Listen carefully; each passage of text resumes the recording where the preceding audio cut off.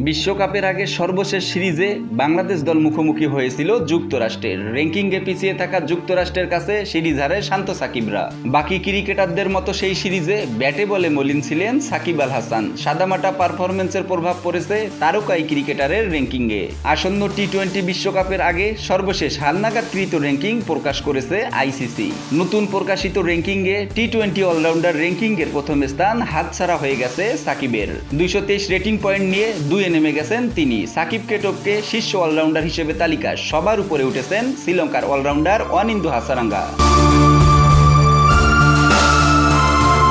ব্যাটিংয়েও পিছিয়েছেন সাকিব। যুক্তরাষ্ট্র সিরিজে নিজের নামের প্রতি সুবিচার করতে পারেননি তিনি। যৌথভাবে 82তম স্থানে রয়েছেন এই অভিজ্ঞ ক্রিকেটার। আর বোলিংয়ে এক ধাপ অবনতি হয়ে সাকিবের অবস্থান এখন 31 নম্বরে। উল্লেখ্য যে যুক্তরাষ্ট্র সিরিজে 18 গড় এবং 102 স্ট্রাইক রেটে সাকিব করেছেন 36 রান। 7.40 ইকোনমিতে নিয়েছেন 1 উইকেট।